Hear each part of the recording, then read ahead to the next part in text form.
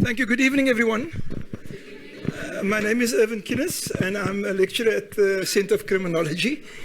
We want to welcome you on behalf of the Center of Criminology. And before we go further, I just want to check how many police officers are in this room. Put up your hands. Oh, fantastic, fantastic. Because this book is a book for you. It's a book for you to know the struggles that women in the police go through. And tonight we want to welcome Lieutenant General Jephta and say a special welcome to her because she's been very brave to put down her thoughts in a book. We've launched many, many books. We've never had so many people in the audience, so you must feel welcome here. I also say that I said to somebody earlier, when SAPS organize something, SAPS can organize anything, as far as I know. So, so well done to all of you that have taken the time out to be here with us. We're also going to be led in conversation. Sharon will be led in conversation with Emeritus Professor Alrina van der Spy. She's no stranger to policing. She's a scholar of policing for the last 35 years. And she's had numerous positions. She's been the director of the Center of Criminology. Alrina has been the head of public law at in the law faculty. So no stranger to studies around policing and has worked with police internationally and in Africa in particular. We're going to hand over to Professor van der Spy, and then she will launch this conversation, and thereafter we will take questions. So a special welcome to all of you, and you will get the chance to ask questions afterwards. Thank you very much.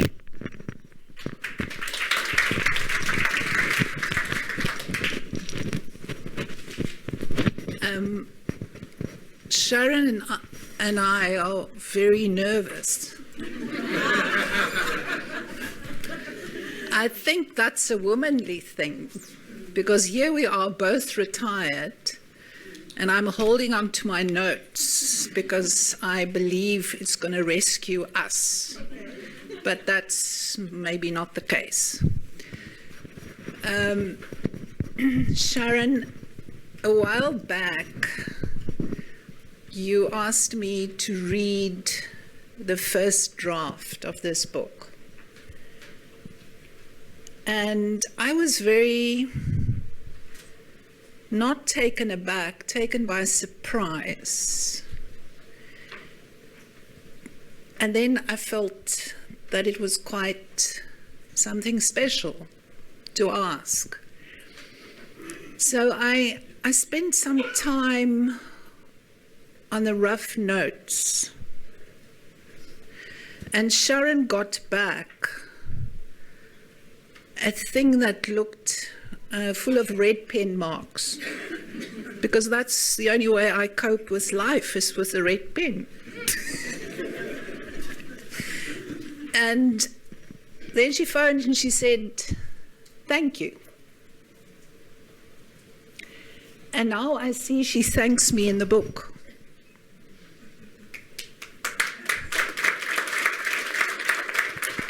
So I think it's a sense of thank you for the generosity, but sharing the kind of first draft, I think, is a very delicate thing, because you've shaped it and maybe it's not neat enough, you know, it still is being formed.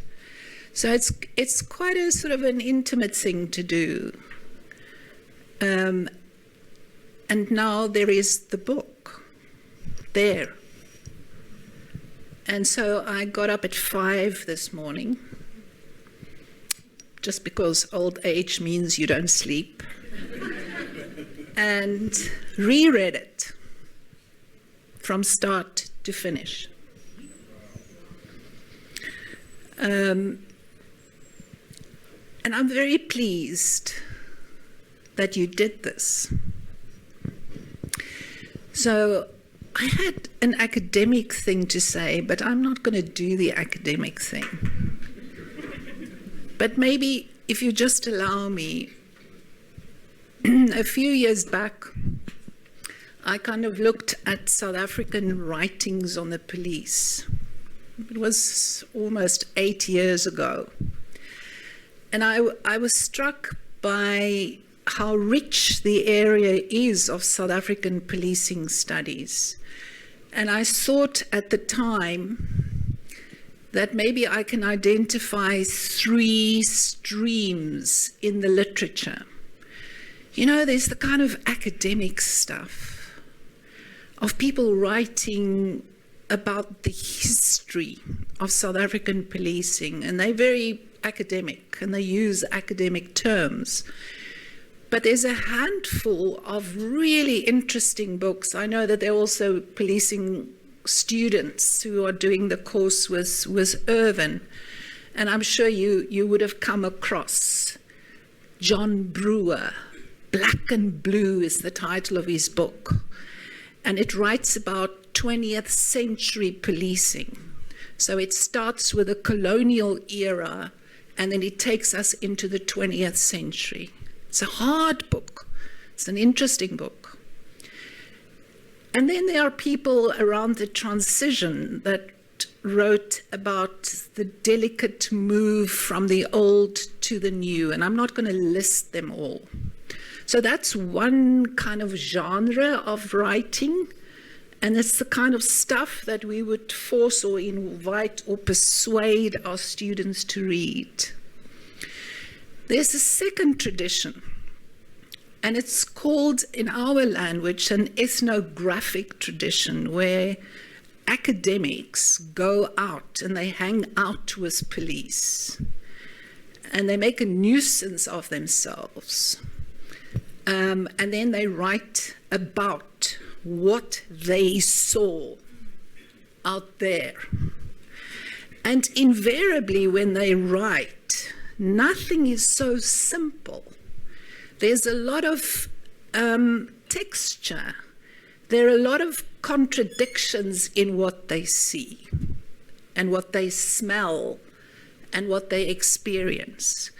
I think one of the key examples of that body of literature is Monique Marx was hanging out with the Internal Stability Unit in Durban for months on end. I mean, her mother just gave up on her and thought, you know, she's never going to come back to the world as they understood it. And she wrote about that experience from the inside, with all the kind of rawness, beauty, and horror of being a policeman in the real world, and a few police women, but not many, in the riot squads and the internal stability units of the time.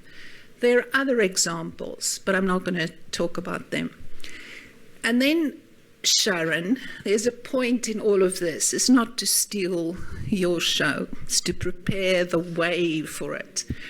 There's a third tradition that I ended up calling copnographies. And this is where cops write their own biographies.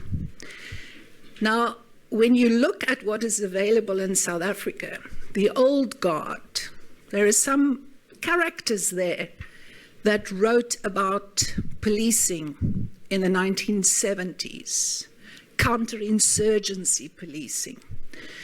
The former, well, way back, Commissioner of Police, Johan van der Merwe, wrote his biography. Trou tot die dood was the title of that book. There's a detective, Wouter Groewe, that wrote a story about his experience as a detective in the South African police over a period of 40 years.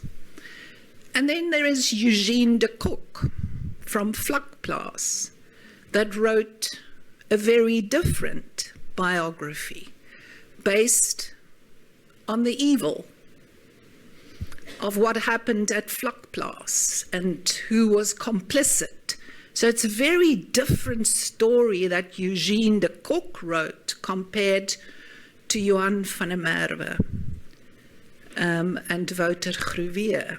It's almost as if the nastiness of that world was always sanitized in their versions. And then quite recently, Sharon, of course, there was this person called Jeremy Veery that wrote Jeremy van die Elsies.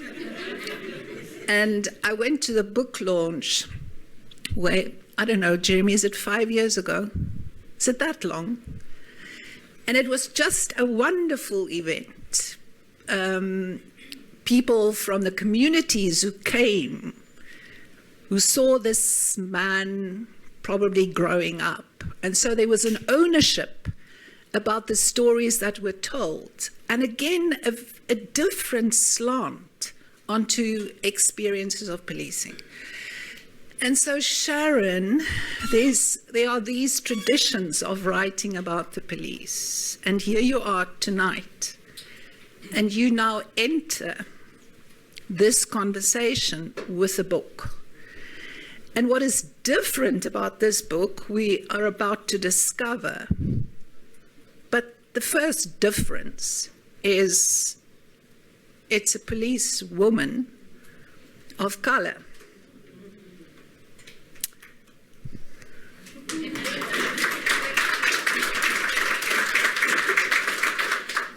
And so I'm going to start, we're going to have a sort of a conversation here. I'm sorry about these people who look at the back of our heads. So Sharon, my first question really was, where does one get the chutzpah to write, to get an idea, to write a book? Because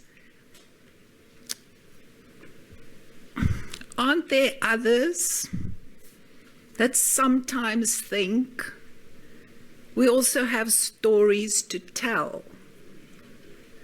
So tell us, how did this idea take shape?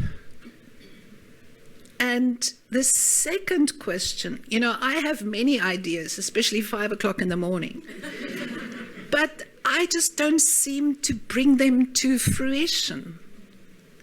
And I'm not a bad person.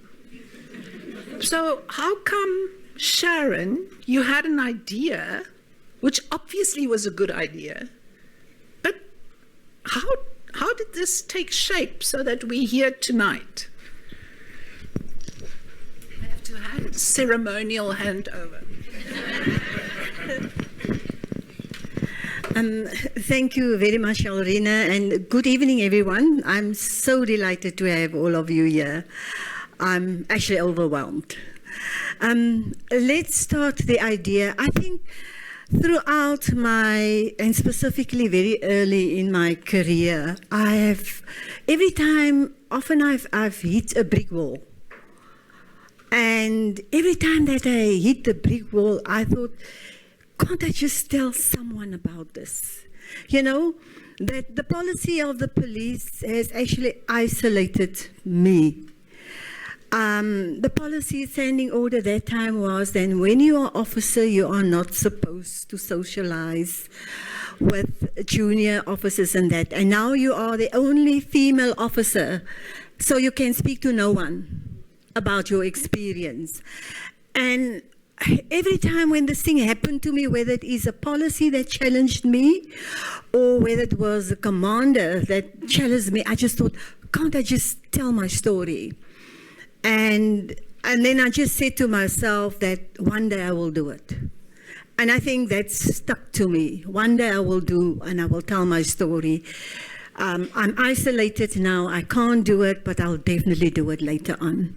And I think going into retirement specifically, I didn't think it will come so soon. I thought, let me first karjakker and do the thing, you know, that the retired people do. And then COVID came. Just a few months actually after my retirement it came. And then we were in lockdown. And then I just started, you know, as I am a morning person as well. And I'm still a morning person, I'm not a night owl. I would get up early in the morning and just start writing about mapping, doing some mind mapping.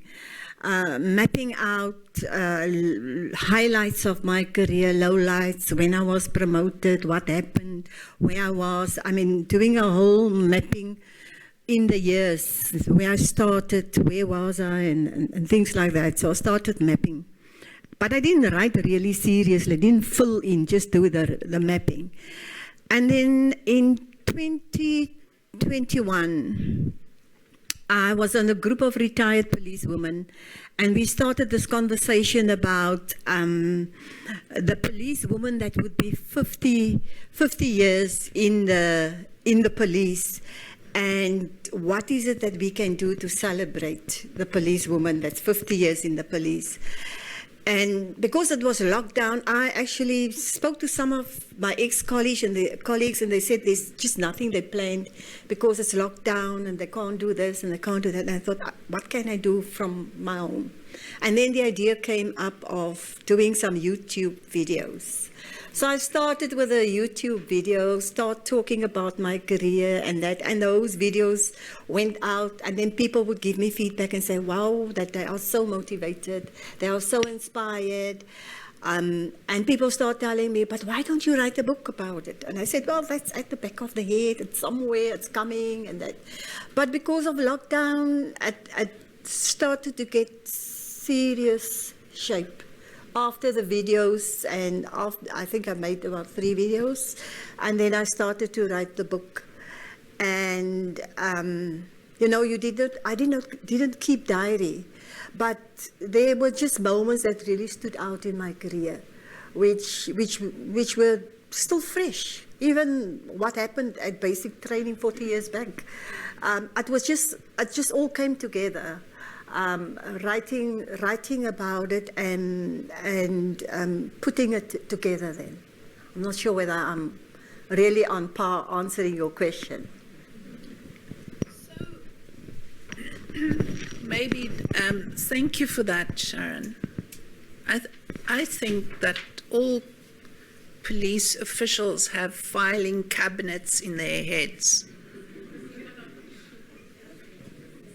They have the good ones. Maybe everybody has. So when you say all those things came back, I'm thinking, oh, that's a cop thing.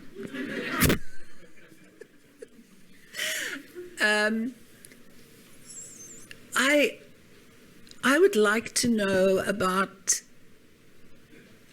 support. Who gives support to this process during lockdown? Who become part of this venture to keep you focused? Or is it a solitary thing that you wanted to do? Okay, what also happened during lockdown, my husband wrote a book. Because we're both on retirement, and he wrote it, a devotional book. And we were writing together in the morning, we sit for a few hours, we write in that. And his book just saw the light. And he published his book like, quick. And I think that was also part of the inspiration. And then I've got children that's in the arts, and it's children that are very open, and they really inspired me to go and to write my story as well. My daughter is a writer herself. She's an acclaimed writer. She's writing scripts for movies and that, so I am not even at her feet. I am not even at her feet. So I think my family really played a huge role. And in lockdown, you know, they are the closest. They are the ones that you had access to and that. So they kept the thing going for me, also asking me. And then I had friends and colleagues at the background. You're in different groups still with them and that. And also putting it into your ear. We want to see this. We want to see this. So it's all mostly ex-colleagues, I must say, not people in the police, but mostly ex-colleagues that will tell you, It's time that you must release. It's time. We want to see this thing. So those were all the voices coming to me and all the inspiration coming to me as well. You know, there were many stories I could write. You said we've got filing cabinets. Yes, we do. So I could write a book 3 times as thick as this one, with everything that I still have to tell. But I just thought of let me do it because what really called me is what I see and what I read about the police currently and then in the newspapers, and I have become somewhat concerned. Because I know that I had a good career. I have served with integrity, commitment, and excellence. And I know that there are thousands of police officers that has got that calling and that want to serve and that is willing to serve. And I thought, let me speak on their behalf. So when they stand in the cold face of service delivery, no one writes about them. When they stand and they put the barrier around a scene where there's 7 children murdered, or where there's so many, a woman murdered, stabbed to death, whatever, a gruesome scene, no one writes about them. It's always about the police officer who's not willing to serve and that. And I really want the public to know that there are good cops out there. And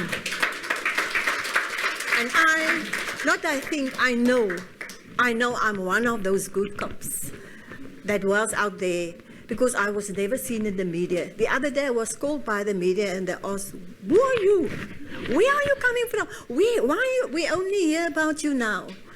Well, I didn't make it to the media, so I've got to write to the media that this is who I am. So Sharon, thank you for that, because initially I thought that I wanted to say that this is a very appropriate moment for us to be talking about a book with a title, Serving with Integrity, Commitment and Excellence. Because for the last 2 weeks, the media has already, covered the sort of horrors.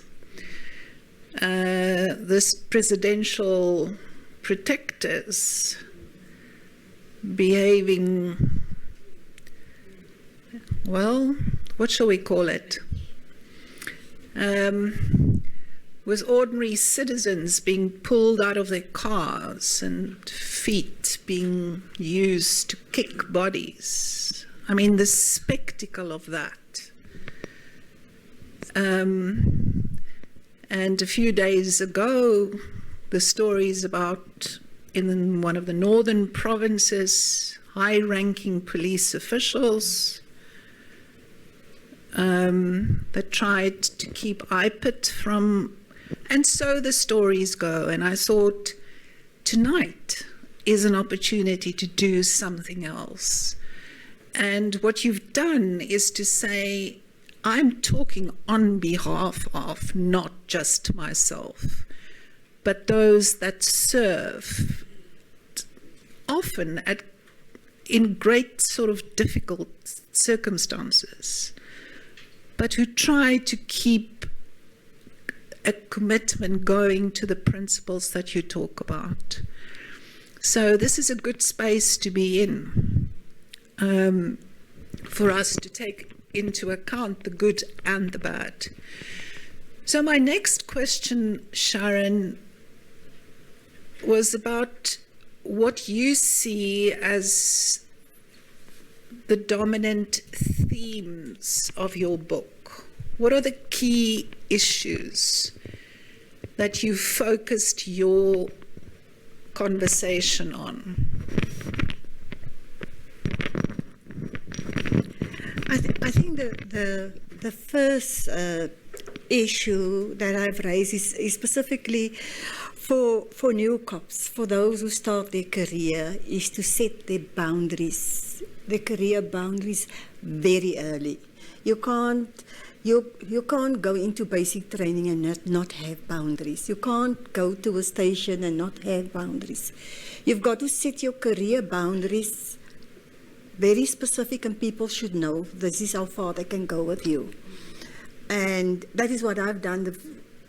Getting to the very first station, I've put my boundaries down, and I've said I would serve like this. And integrity, commitment, and excellence was at the forefront. And that's the boundaries that I've lived. And as I went up into the ranks, and as you go up into the ranks, that those boundaries will never stay the same. You will adapt as you go on, and you will broaden your boundaries because your scope of work broadens as you go up. So first of all, the issue that I address is setting your boundaries and how to live within that boundaries and how to serve within those boundaries. I think the other issue that I raise is specifically as the willingness to serve. Specifically, how do you really go the extra mile to serve others, to show that compassion towards others, and to show that you are there really just to serve and to do a job. The other theme that comes out specific was the discrimination against women in the workplace specifically. And I know, Alrina, that up till today women are still struggling with discrimination in the workplace and specifically in the police. And it's something that the question, it needs to be answered somehow, and it needs to be discussed further as well. I'm just looking in where we are in this province. There's no female general in this province. Why is it that women are still marginalized? So I speak about that marginalization of women specifically, and the exclusion of women, and how women are still treated and how they were treated. I must say that there's a lot of improvement. However, there's still room for a lot of improvement still. The other theme that comes out there is also with regards to frontline. The frontline service, how do you deliver that service specifically in the frontline? I think I focus a lot specifically because my niche in the South African Police Service was to be a station commander. If I should be called back to do the job again, I will only agree if I can be a station commander. It is the most difficult job in the police. I mean, I have been on all the levels in the police. I've been everywhere.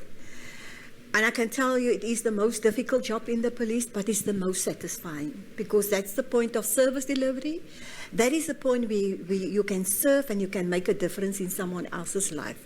So I speak about those things. I speak about how do you overcome the barriers that you have in the workplace specifically. Not just as a woman, but also as a man in the workplace, because men also have barriers in the workplace. How do you overcome those barriers? I think there's also a specific chapter that deals with community policing and simple ways of doing and implementing community policing. We always say there's no budget attached to community policing. I say you don't need a budget. You must just be willing to do it and to engage with communities. There are many communities out there that really want to work with the police. They are so willing. They put their life out there for their communities. So also I speak of how I've done it and how it can be done. And then there's a whole chapter on integrity specifically, which I think was my tool that I used throughout my career. From the beginning to the end, I've used that, and that's the only way. There's no other way of being a police officer. If you don't have integrity, you can't be a police officer. And I think that is what I really want to bring over. So, Sharon, I think there's an additional, maybe you touched on it in a different way, is that for me it was also a very powerful reminder of the absolute critical importance of hands-on managers. Because it's a story that kind of shines very brightly through many of those chapters, is when you start to take positions of authority, it is not the authority of somebody sitting lekker in a leather sort of chair in the office, you know. You don't want her to be the station commander, I would imagine, because you just poked your nose into everything. It sounded to me, it must have been a nightmare. I'm laughing. I don't know why. I mean, this. I have a recollection because I reread it this morning. You know, it's the file on this, it's the file on that. It is checking that the cleaning has been done. It's dipping into the loo to see whether things look good.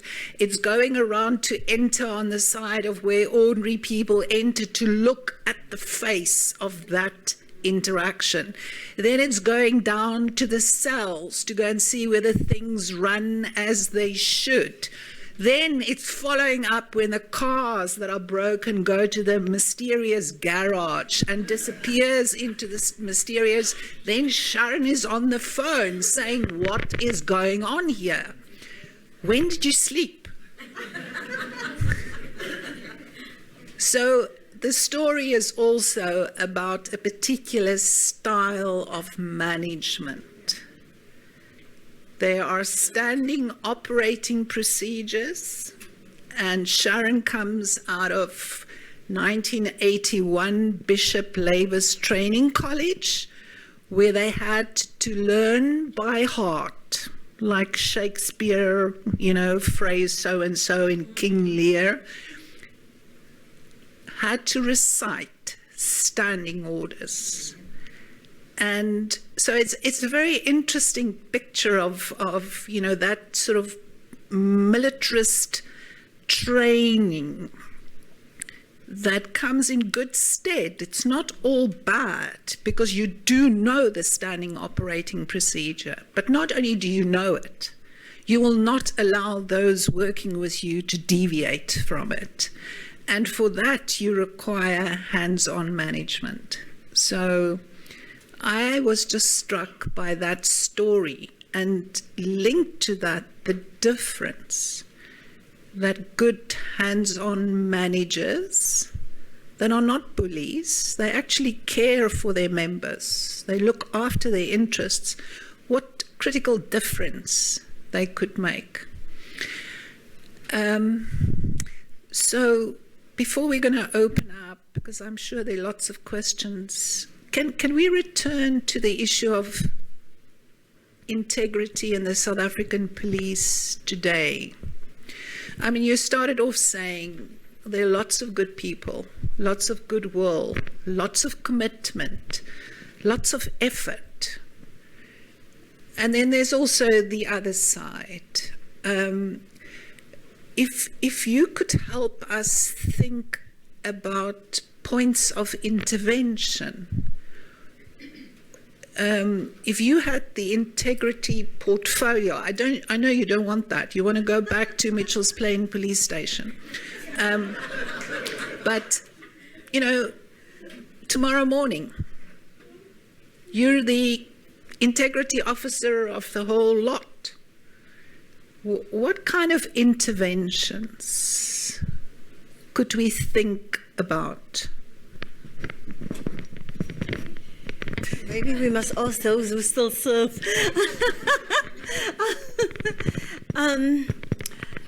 Integrity for me is an inherent requirement. It is something that you learn in your house, as a child already. Your parents teach you to do the right thing and not the wrong thing.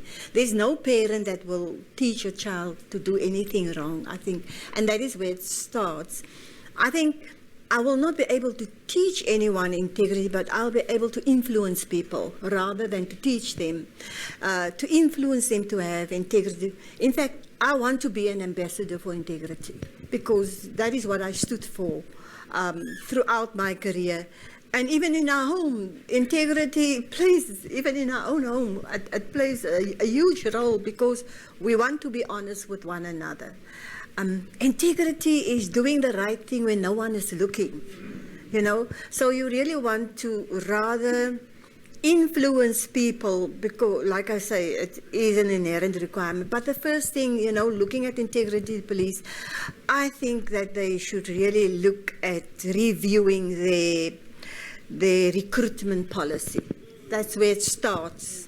Reviewing the recruitment policy. If I see the kind of psychometric testing whole day, one day during my recruitment, a whole day psychometric testing, and you were tired at the end of the day. And I'm not sure the battery that is currently used, whether it is really testing those attributes that is necessary for integrity, commitment, and excellence specifically. And they should really review that. The second thing is specifically those that are in management positions, as just looking at the promotion policy. You know, we've really got to re-look. I'm not sure whether there is no promotion policy at this stage. So people just get promoted if they're good in interviews, but no one really go look in the field, what did they do? No one really go look in the field, what were the results, whether they have delivered on the outputs and that, and then they get promoted. And that is where the integrity also fall, by the way, because when they're there, they have arrived without even delivering. And I think looking at that policy as well, how do we appoint people? How do we really select people for promotion and that? And then and I know that this book doesn't stand alone. It actually gives execution to one of the pillars of the strategy of the police. If you look at the foreword from the minister in this current police strategy, he says there that he's got cops with integrity. He says it to the public. But when you look out there, it's something different. And I think this book gives execution actually to the outcome where they say that part of the strategy, there's one outcome that says we want the police to internalize integrity. Now, how do you start internalizing? You start internalizing through the code of conduct. You can walk up to police officers today, they can't even recite the code of conduct. They can't even tell you what is in the code of conduct. But if you can't, because the code of conduct is written in such a way, it speaks to your own integrity, and you've got to internalize that, and that's not internalized. That's the first thing the police needs to do, is that every cop needs to internalize it and owns it, and at this stage they don't own it.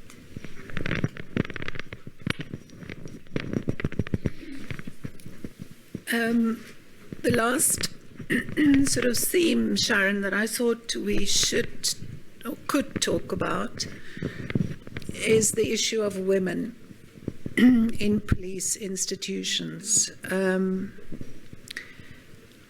You confess, not even confess, you just tell the story of how with a velvet suit, was it?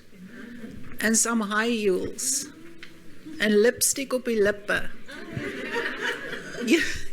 You arrived at Bishop Lavis Training College. It's a... No, I thought, where's the photograph? This book... I mean, you're selling lots of books, but imagine if we had the photographs of that velvet suit and the lipstick and the high heels. And then the video we needed when you were told to hardloop om die whatever with your suitcase. Because there's much innocence about that little bit, about Sharon at that age deciding she's not going to stay on at the factory where, of course, she organized them all, you know, from year to Z, and they somehow offered her a new position and said, we'll pay you 3 times more if you stay. Sharon, age 18? 19? And she said, thank you, but no thank you. I have a mission. And so the mission is the velvet suit is on and the hakkies. And there she goes to Bishop Lavis, and that's the entry into that world that often outsiders just don't get. You know, it's one of those mysterious things. So many people have tried to break into that secretive world of the police subculture. But they're outsiders at that point. This squad of women that arrive and nobody's prepared. What are they supposed to do with these velvet suits and hakkies and lipstick by Bishop Lavis? So it's a very telling, kind of descriptive, tactile story about the arrival. And then slowly there's a degree of assimilation. But it's only a degree because you're a woman. And so there's assimilation, but there's tension because you're always marginal. So how interesting, these conflicting kind of forces. So it's become a big topic in international research, is to try and understand what does it mean when we bring women into historically male-dominated organizations. And how do we devise strategies that can make police institutions inclusive? Are women supposed to wear their skirts and stand in do admin work? What does it mean? What does inclusion mean? And of course, ideas about that, you know, have changed over time. And nowadays, there's a lot of very bold talk about inclusive policing. South Africa looks very good when we look at the statistics. In fact, some of those northern industrialized, super developed nations look in horror at the statistics. How come South Africa has succeeded in upping the percentage of ratios, including women, especially at the upper echelons? We're now talking about, well, the figures they're throwing around, 50%. When you go downer, it's of course drops, but there's a lot of bragging, and perhaps rightfully so, about the demographic shift that has taken place on paper. But then when you read your book, you're not only talking about discrimination in the dark ages of 1980 and 1990, you keep on talking about the obstacles, the subtle ways in which voices around that, you know, grand table where all the people with the goeters sit, is that you're there, but you often not there. So it raises an interesting question about, are women supposed to be different kind of police officials? do we bring them in because they have special warmth in their hearts? Are they supposed to compete and do everything that men are? What are your ideas around this notion of inclusion? Thank you. That needs some deep diving. First of all, that women are trained in the same way that men are trained in the South African police. We get the same training. So that means that we've got to do the same job. I know that I speak about where I've been at stations where a station commander told me, but your job is in the office. And I refused blatantly to say, but I didn't join the police to be in the office. I joined the police because I saw in my community how women suffered, and specifically in terms of domestic violence and that. And that was why I joined the police. I joined the police to serve and not to be in an office.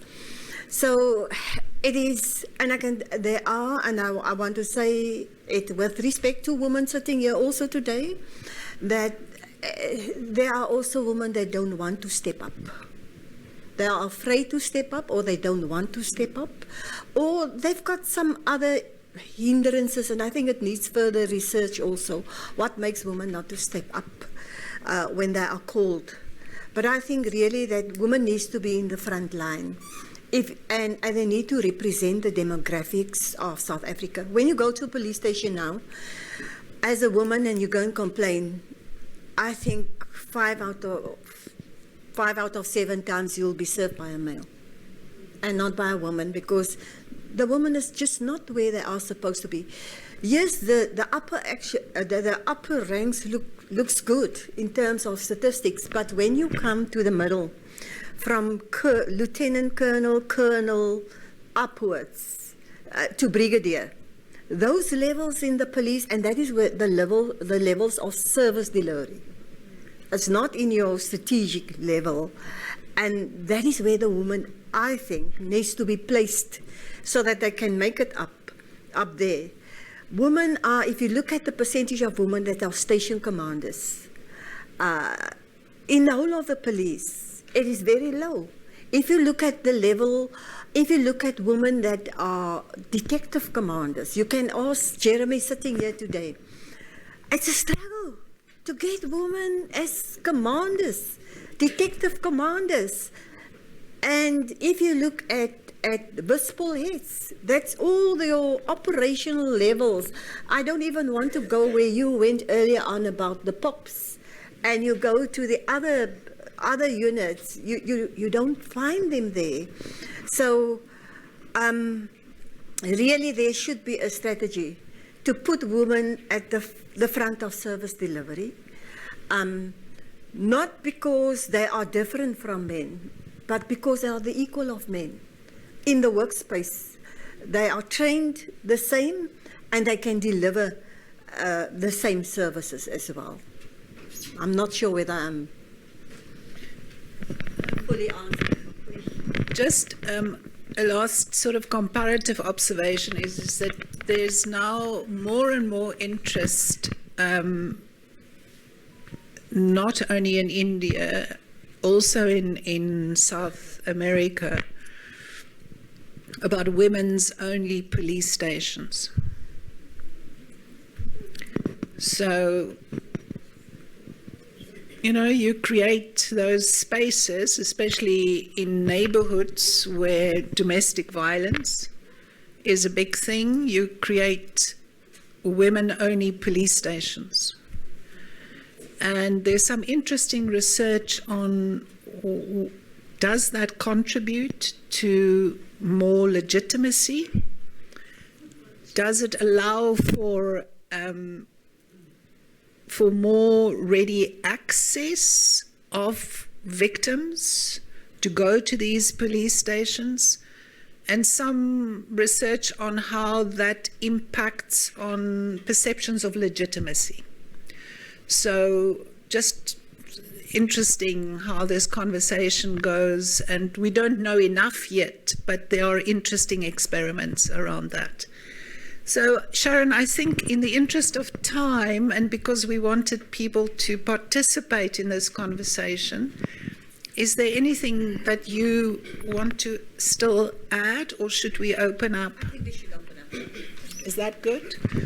Okay, and Irvin, we didn't get round to actually introduce Sharon. We did not.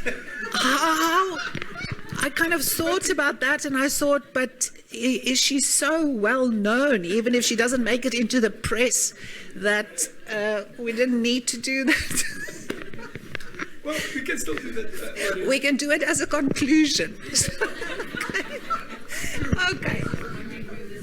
Yes, yes. Yeah, who is this woman talking about all these things?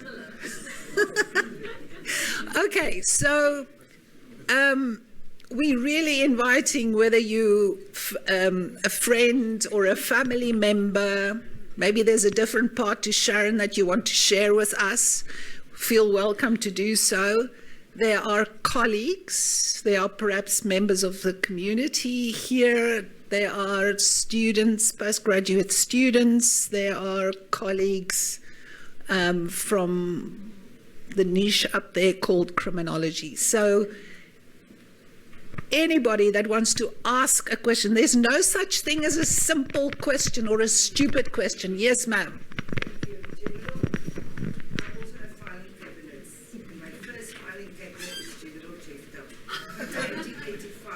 Yeah, just speak up so that everybody. Do we have a roaming mic? No. Yes, thank you. My voice would have been enough now. Yes, yes. I have filing cabinets. My filing cabinet, the first one is 1985. Where my instructor was Lance Sergeant Jephta, or Kelden as at that time. Yes. I was punished. But she's a mentor. I'm grateful to see her. My question is general. The National Development Plan states highly competent, qualified police. Do you think we will reach that goal? And the obstacles for not reaching that goal? And you think that the South African Police Service will ever professionalize? Thank you. So can we just why were you punished?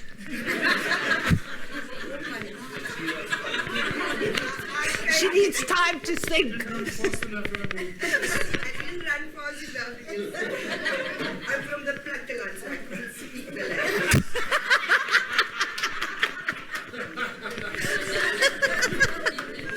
What language? Okay, so this is about the strategic document. Shall we take, Sharon, maybe 2 questions whilst you still scribble? Sir, right at the back.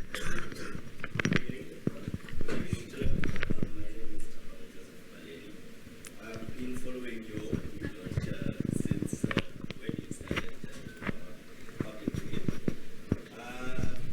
I want to actually, because I've got a couple of questions, because I asked the questions, but they were not answered that day when I joined via I think it's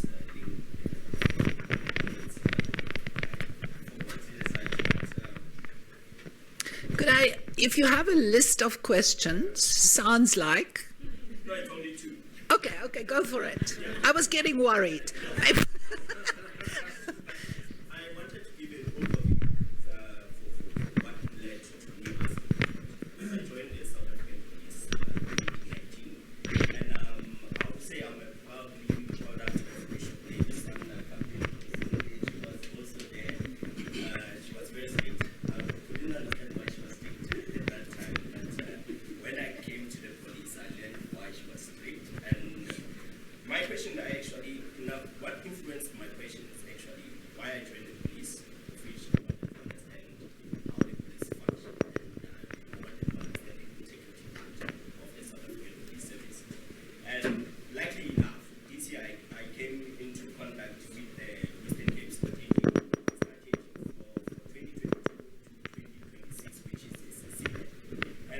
part of the strategy, and number one part there, it's actually about progressive pace-setting leadership, of which part of it is integrity. So another part that leads to these two questions of mine. So I've given you two parts of the three pieces of the puzzle. Another part is I wanted to actually establish my objectives were to identify the key factors that contribute to integrity-related behaviors themselves, explore the impact of organizational culture, leadership and accountability, mechanism of investigate the role of training programs in promoting ethical behavior and integrity, and develop evidence-based intervention and recommendation to enhance integrity insight. So, my questions. Thank you. Sorry. That's a book. That's a book. Can we just make sure that you get those questions via email to Sharon? And I'm going to ask that you ask one question because there are a load of issues there. Those were just pieces to this question. No. Excuse me. You have 1 minute to pose a question, and then I will come back to you if others don't want to participate. One question, sir. How can a young police officer ensure, or what advice would you give to an officer from a millennial generation to ensure transparency and accountability in their decision-making processes? Fantastic. Thank you. Sharon, have you got that? Advice to youngsters. It's the kind of stuff that you love. Thank you very much, sir. So, Sharon, two questions then. Do you want to take the first one?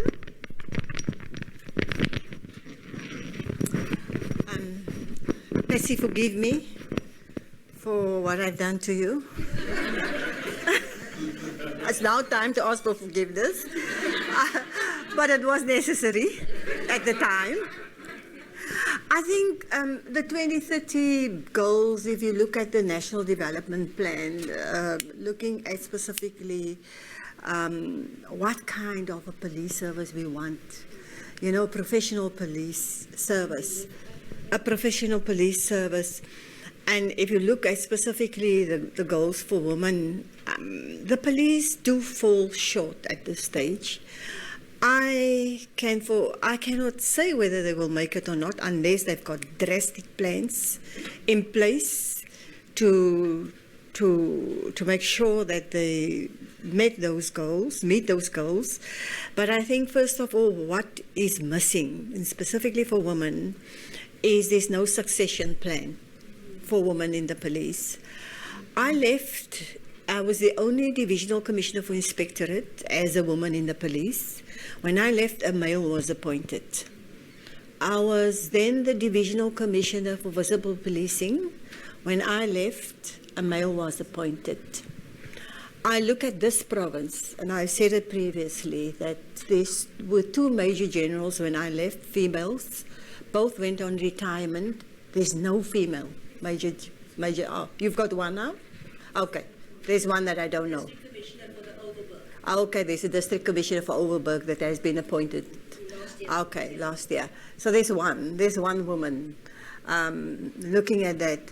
So I think succession plan needs to be in place because looking at the generals that's there now, female generals, many of them are close to retirement. And there's definitely no succession plan in place. Then the other thing, for women, there's no mentorship program for women either. I mean, I grew up in the police without having a mentor. There's no mentorship program at all for women. And you really need it, and specifically when you're in the operational field, that has been dominated by men throughout the years, and it's still been dominated. There's definitely no mentorship program. If those two things are not in place, they will definitely not make the 2030 goals in terms of the development plan. Then the only thing that I can say is that, you know, as a young millennium, I know that millenniums do struggle currently in the police. I had a youth day in Gauteng, where General Mawela has arranged the youth that I can speak to. And you can ask, my husband was there. There were youth that came to the fore after I spoke, and they came and they actually cried. Because they could not, there's commanders that do not understand them and don't know how to deal with them and traumatize them, in fact. We had to arrange after the session that we get the psychologists in to assist some of the young ones. So there is definitely a problem. And I think that the police need to do some work with their commanders specifically to deal with the millennials in the environment. Otherwise, we're going to lose them. We're going to because they become undisciplined if they're not understood well. So commanders need to know how to deal with them in the first place, and then secondly, you know, the only advice that I can give is to say there's principles that's in my book as having integrity, commitment, and excellence, and if those are your principles, you will definitely make it in the police going forward. Thank you.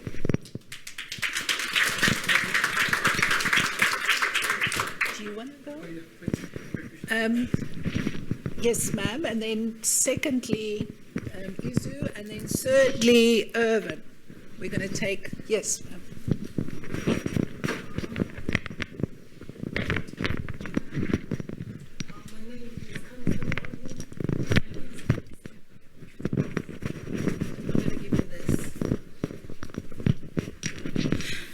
Good evening, General. My name is Kanyisa. My question is, do you think in the police we will ever get to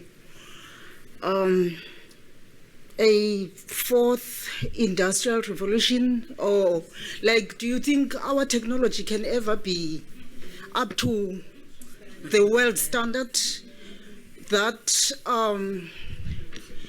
is used in other countries, where, because, you know, out there, I don't really work at the stations now. I've worked at the academy for so long now.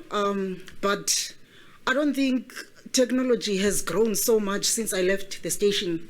So do you think it will ever get to that level where the community, when they expect, because there's a lot of TV, they expect so much from the police, thinking that we have, like, we can just look at the thing and, you know, it's there.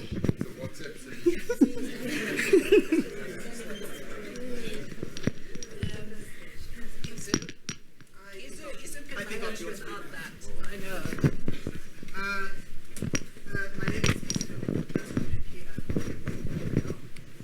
it's quite interesting, the conversation that we had tonight, more precisely, you looking at the concept of integrity. And I've sat down here wondering, because the word has been used oftentimes in this room, and you've not necessarily presented what that could potentially look like for the police officer. Maybe echoing what the gentleman rightly said in terms of integrity. So what does integrity really mean for a young South African police officer who's just left? Bishop Levis is joining the police force or the police service that has got its own subculture, it has got its own ways of operation. They're from the community where they've thought about things, how they're supposed to be done, they're very worldly about the police, but then they go into the South African police service and then they're met with the word integrity. So what would that necessarily look like within the South African police service? And maybe I'm calling for you to maybe give us maybe practical examples of where that could potentially be. Because if we're only going to be using the buzzword integrity without necessarily offering people in leadership here, they might pick up one or few points, practical points that they might be able to use at the police stations or wherever they are serving. Thank you. Yeah, thank you, Marina. Thank you. General, I want to say to you that I enjoyed reading the book.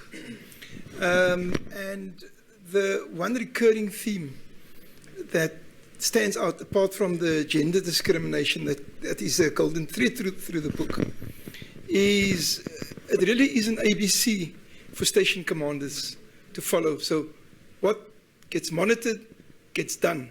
It's a fantastic motto. And I thought that I'd like to talk a bit about, and I found that was something in Jeremy's book as well, where he mobilized the community, and you very much did the same thing with Mothers Against Crime. And that brings you closer to interaction with the community. And I'd like you to talk a bit about what the requirements are for a station commander, because the station is the basic unit of fighting crime in the SAPS. If there's no station, you can't fight crime.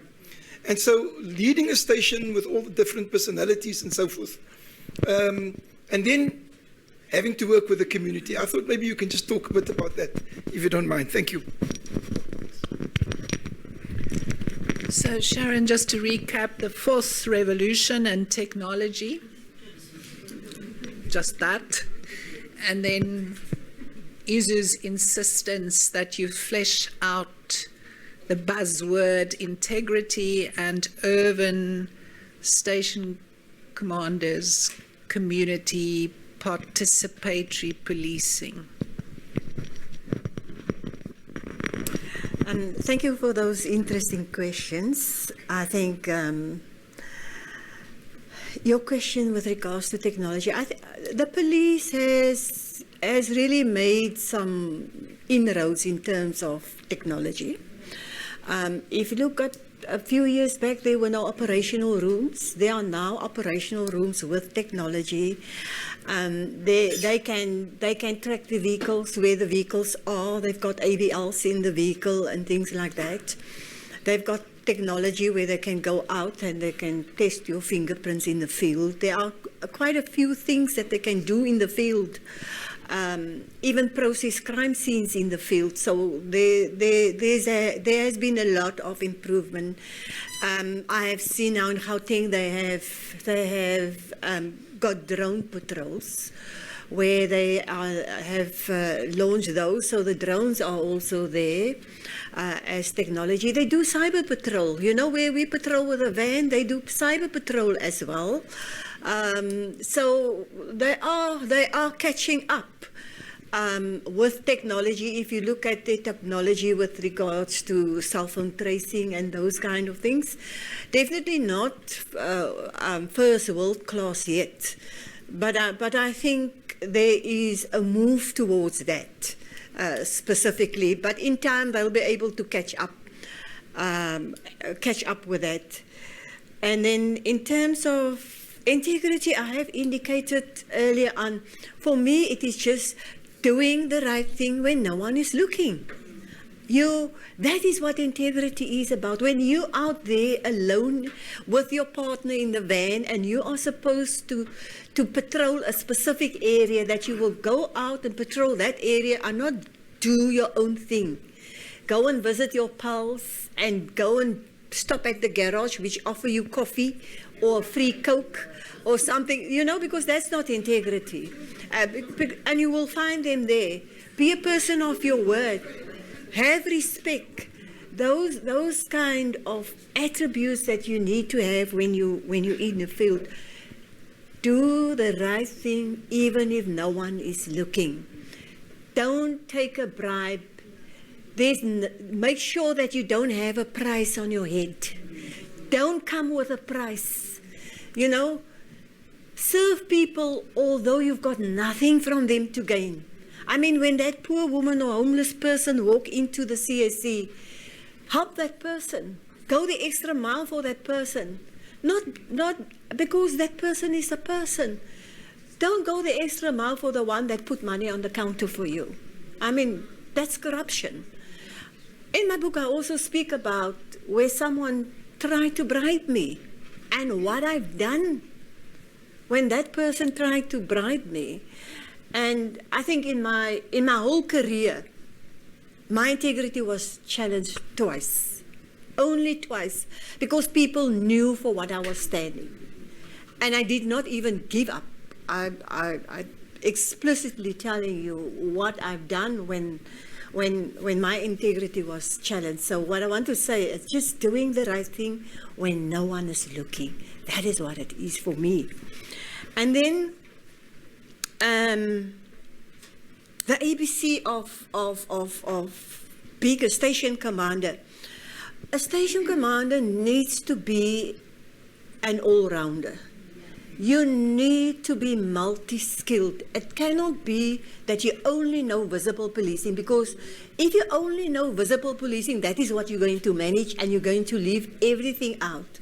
So a station commander needs to bring synergy at the station, must be able to make sure that all components work in synergy towards the goals and towards a policing strategy. If a station commander is not able to do that, then I can tell you they don't understand detectives, they only understand maybe one stream in policing. And unfortunately, in the police, since where people can apply for certain posts, they only know that stream. They don't know the other streams, and that makes it very difficult for station commanders to manage stations integratively. I normally speak of operational support. It cannot be operational services. They are operational, it cannot be support services. They are operational support, because they are there to make sure that the operations are supported. And I think many station commanders are not able to manage it in that way. When you plan an operation, they would plan an operation and everything. At the end of the day, when it comes to execution, they forgot that they had to make sure that the van is not in the garage, but it must be ready for the operation. That means if they say in the operational plan that 20 vehicles will be deployed for the operation, at the end of the day, only 4 is deployed, and then the operation is not a success. Same with the members. They would say in the operational plan there would be 50 members, not knowing that 20 of that 50 members is on leave, or so many of that members is sick, or they are not even available, or they're on course or what. And then they have an event, and it happens that you put so much pressure on the members that's available, where they're supposed to be 20, they're now 7. And you put that pressure on. So if the station commander is not able to do that ABC in terms of integration of the whole of the service of the police station, then it just doesn't work. The requirements for a station commander, I have to say, they must be multi-skilled. I mean, you've got to be multi-skilled. And somehow, and that's why I say when police do their appointments, for station commanders, they've really got to look in that background of a station commander. What did you do before you apply for being a station commander? Or they should have a program where they identify people before the time and expose them to the different areas in the police station before they can even be deployed as a station commander. So, yeah. And then I think teamwork. If a station commander is not able, teamwork is dreamwork. And if a station commander is not able to build the team, and to build a team with everyone, starting from the cleaner at the station to the member on the shift. And I can tell you, shifts at the station is normally the underdogs. If you can get it right, that you have those that's in the front line of service delivery and have a strong team, then the station will function. And there are many stations with that kind of station commanders, good station commanders that can make it work. And you can see where that is in place and where integrity is in place, you can see that the station is successful. Yeah, I think that's my response to you, Irvin. So we have 10 minutes left, so now's your chance to ask. Fine? I have a very simple question.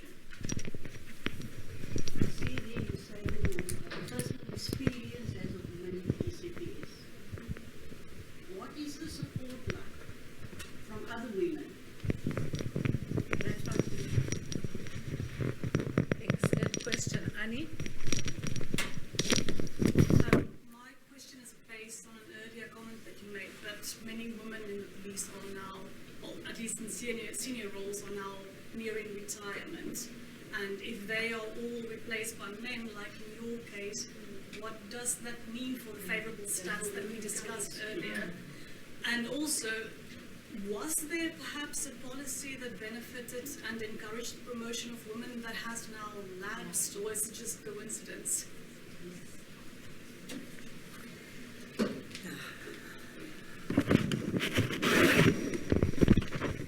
I'm a bit afraid to speak about current because I'm not current in the police.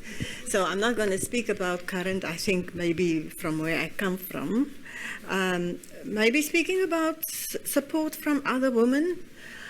Unfortunately, in the police there is something like women with PhDs, puller Down syndromes. Yes, there are. Unfortunately there are, and there are many that don't support women in management either. They will make it hell for you. If you know your work and you stand firm as a woman, and they know who they interact with, yes, then you will make it. But there are women with puller down that does not support other women, and you do have women that support you. So I think it's but women needs to support women more, and they need to learn to support women more. I can say in my career it was the men that supported me. Men has pulled me through many things. I'm sitting with two of my first commanders, the First and Jones, where as a station commander, and there's Petrus also. Okay, I'm sitting. Those were men that pulled me through at Philippi. Those were my men. When I was a station commander, okay, there were no women at that time, but as you go up the ranks, I can tell you, and I think women needs to step up and support other women. It happens in the police that they don't support. And then in terms of policy, Lack of, every time you go, a male steps in. There's no policy. They must remember there were targets previously, and they're chasing targets. There's no policy, and anyone that steps in change targets.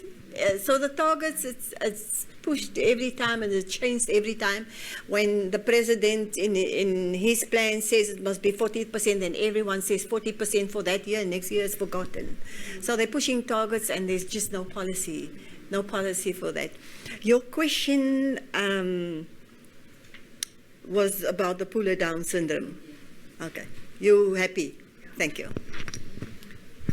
Is there a last? I saw a hand there. Yes.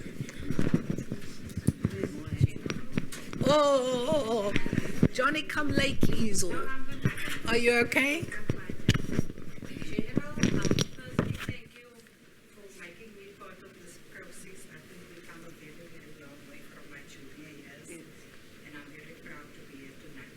That's the one thing. What I experienced, I'm also an ex-cop. I didn't retire, but I stepped to exchange for the pulpit.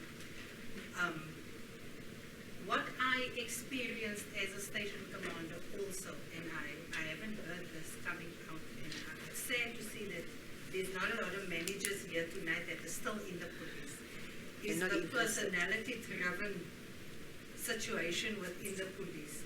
When you sit in a meeting, and I'm just going to use names for an example, and General Beery is the chairperson, then you mustn't talk A, B, C, D. Tomorrow you sit in a similar meeting, then General Jephta is the chairperson, then you mustn't speak on X, Y, Z, and W. and I was hoping that can change, because I think that was one of the reasons when I came to the peak of my career, when I decided I can't go any further, because if I'm going to go any further, the the infight and the fights around you become so severe that you also, you know, when you fight with a pig, both of you gets Slaughtered. So I was hoping that maybe you can just speak on that, because I wasn't at the top level where you were, but maybe you can just speak on that. We're not in the police anymore, so now we can talk about it. So I saw some more hands. Yes, and then over there. Good evening, gentlemen. Thank you very much for the book. I received my copy all the way from Gauteng. So thank you very much for the book. And mine is just maybe to stand with the millennial. And when I received the book, I got a very nice message to say, get her to be your mentor. Because I realized that the years have grown, but the situation remains the same. And it remains a boys' club. You survived it. Now we must still go through the pressures. And it's not getting any easier. And I sit and I wonder, all these milestones that you have achieved, how did you manage to balance your, have work-life balance? Because I think for a senior manager, that is what is the most difficult for us. Well, for a senior manager who's a millennial anyway. So maybe your point is on that one. There was a hand over there. Yes, sir. I'd like to say thank you I would like to say my tutor. Is that when one day of punishment I had a lot of things. But obviously deserved it. That punishment was all and good. And we understood that it was only for one for the community, to make sure that they feel easy. So thank you very much.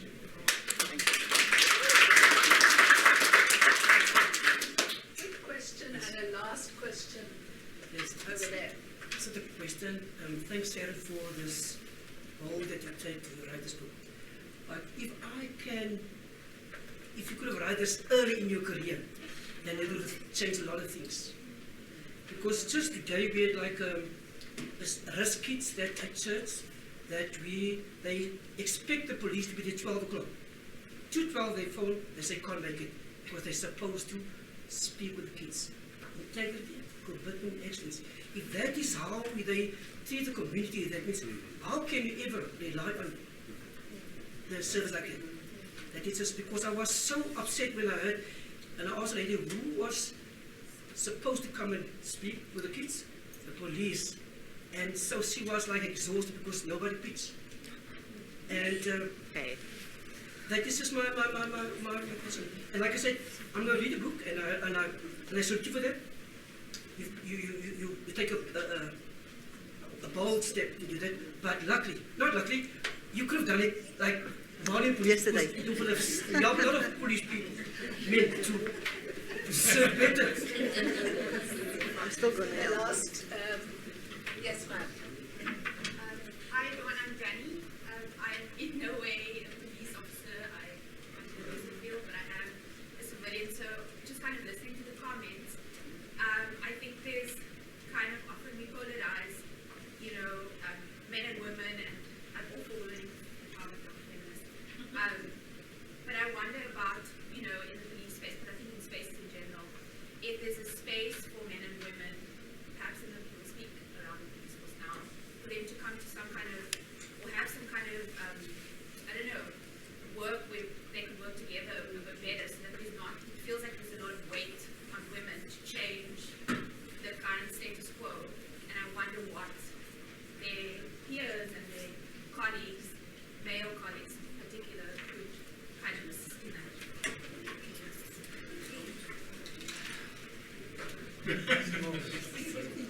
Is it a short?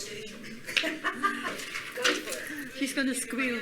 Maybe just to answer you, yes, there is a space in the police for that, and Sharon Jephta actually started it in for women's network. And yes, it is, sometimes it's growing, sometimes it's going down, depending again on the managers, the station commanders, or NA's in charge. So yes, there is a space, and then there is also room for change. Yeah. So yes, there is a space, but some think it's cookies and tea. It's not. So I think when General Jephta and Sharon Jephta, those years brought it out, it wasn't cookies and teas. It was mentorship, empowerment, education, and those things. So thank you, General.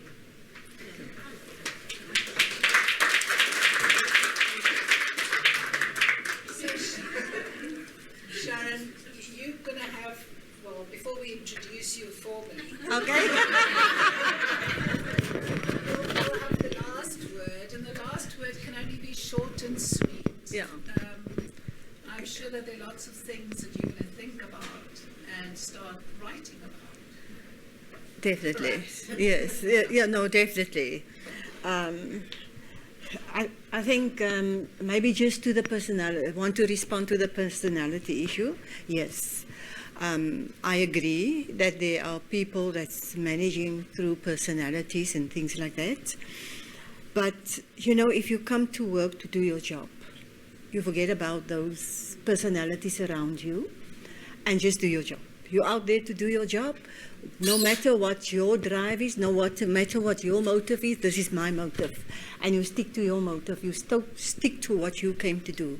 So for me is when I go home, when I was at work and I go home, I feel pleased within myself that I've done my job for the day. And it can never be about personalities, but unfortunately, it does happen. It does happen. However, I do speak in my book about some of those personalities that came my way and how I've dealt with it, how you've managed those kind of egos in the workplace. Work-life and balance, it is something you've got to get your rhythm right. In every marriage, there's a rhythm. In your work, there needs to be a rhythm, and my rhythm can't be yours. So I think it's that you've got to find your own rhythm then. I do speak, there's a whole chapter in my book about balancing between home and work. You know, specifically when you're station commander, people expect you to be everything to everyone all the time. And you've got to know where to draw the line in the sand if there's no line. So you know where to place your boundary as well. I have made it, or we as husband and wife, because my husband was also in the police. So between us, we've got 73 years of police experience in one house. So that means we couldn't just speak about policing, although our kids feel that we've spoken too much about policing. Too much about policing. But you've got to have the balance and find the rhythm. And I'm sharing how we have done it and how we could find the rhythm. Professor Alrena or Dr. Alrena, there's one thing that needs to be researched further, because I've seen in the police, many police women are getting divorced. And that's a big worry for me. Why are we having so many marriages that goes down the drain of police women? Is it that they're not supported, or don't they support their partners? What is happening? Can't they find the balance that our young constable, sergeant, I can't see your rank, is concerned about? Is concerned about, you know? So we've got to look, it's something we've got to research and look at that going further. Writing earlier, yes. I would have loved to write earlier, but when you work, you stick to your job and you stick to your policies and you make sure, because I can't speak about integrity, then I don't have integrity. And at that time, you were just not allowed to speak. I can speak now, I can speak my mind now. So I had to wait for the right moment. But I think going forward, the book will help many people still joining the police. And I would love to see that it's used in schools at their career seminars and things like that, so that the young ones can know what it is to become a police officer. Cleo, thank you very much. I've actually just written down here that their space, we've got the Men for Change and the Women's Network, and they've got a very specific policy that we have developed. And I mean, I've been part of those policies that's been developed to make sure that we interact and that, but still, in some places it works, in others it don't work. And I have to come up for my male colleagues to say that there's many of them that has changed, that has accepted women in the workspace, but also there are also those who just, you know, you are a woman, so what do you have to say? They just put you down. So in closing, I want to say to the Department of Criminology here, and also to Alrina, even Irvin, thank you very much for allowing me to have this book launch here. You know, it is not easy for self-publishers to have open doors. I can tell you now, when I sent my script to some publishers, they wanted me to write the story that they wanted. And I refused, because I can't, it's my story and I can't let anyone else tell my story. So your door was open for me, and I really thank you for the extra mile that you have gone, walking this journey with me. I really appreciate it. And yes, there's no senior managers from, here's some brigadiers here. There's a brigadier, there's some brigadiers, there's some brigadiers, there's another brigadier. So there are some brigadiers of the province that's serving here. So I can say that there's a lot of support from the police side, those serving specifically. I'm just awaiting the ministers to come back for a date. Yes, for a date. I've made a date with him because I've got certain things to put on the agenda, and he's going to allow me to put things on the agenda. I really want this debate to go on and not to stop here. And I know that the Criminology Department will never allow the debate to stop, but actually to start. The debate to stop here. So there are doors that's open. I mean, in Gauteng, in Eastern Cape, in Western Cape, where I've gone now, it's been accepted very, very well. So thank you very much. And thank you for leading this conversation. I was so nervous about this thing. You haven't seen me nervous yet. So they always think. I went to Philippi College where I interacted with the learners in basic training the other day, and there was a captain, but I didn't see her when I came. She was like around and around, and later on she came. She said, "Jenna, I'll just have to confess. When I saw you, I ran away."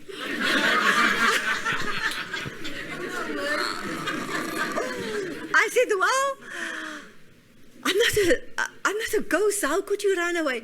You know, Jenna, I still have this thing. When I see you, I must make sure everything is right. And I said, "But I'm not even serving. I'm a general without authority." She said, "But you still have that kind of thing," and I still have that kind of thing. So I'm standing now in the queue, and I'm so nervous that you should write my book. But I want to say to the colleagues out here, thank you very much for honoring the invitation, for coming. I was afraid to put this thing out on Facebook because it was just so overwhelming. People want to come and listen, and that. Thank you very much for those who even went so far to contact me and say, "I'm coming, it doesn't matter, I'm just there." So thank you very much to all of you for coming, and I'm really looking forward to further conversation with you. And you're going to read the book. Please don't put it on the shelf somewhere. There's an email address in there. Email me, those who's with me on WhatsApp and on Facebook. Send me messages. Tell me what I must write about going further. I'm writing about domestic violence now, and I've seen Siam here, my good friend. Where's Siam? She's around somewhere. So, you know, We're going to write this thing, giving an escape plan for women out here, using my operational experience also for that. So we're busy with that book coming out very soon also. So thank you so much.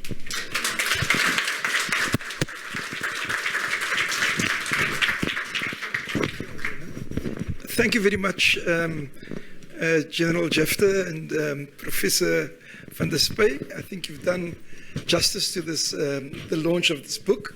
And thank you to all of you for coming. Just remember, this book answers Jackie Selebe's call.